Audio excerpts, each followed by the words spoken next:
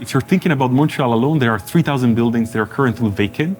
Our retrofit solution addresses both structural and energy concerns that are typical of these buildings, and that would enable a faster reuse of existing buildings and their conversion to housing.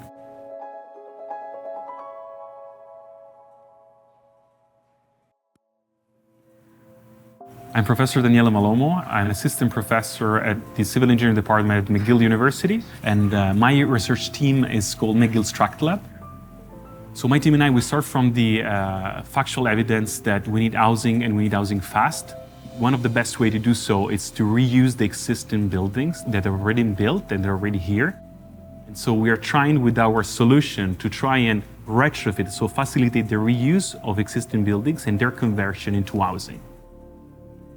There are certain types of building that we are targeting. So those are buildings that have been built using traditional techniques. So seismically and thermally, they're very inefficient. That is the main barrier with respect to the National Building Code. If you want to reuse a building, whenever you change the use, you need to comply with the newer standards. So we're trying to bridge the gap here.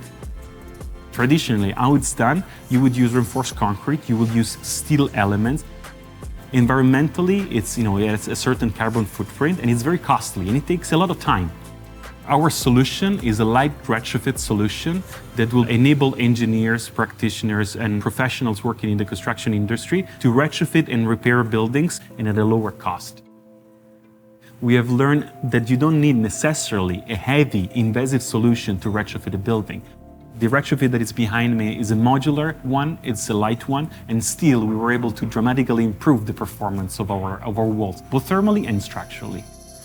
Our design is a simple design, so that can be applied at the interior or exterior of a given building. It's modular, it can be prefabricated at a larger scale, so regionally can be implemented faster. Our aim is to reduce the cost while also making our solution more sustainable.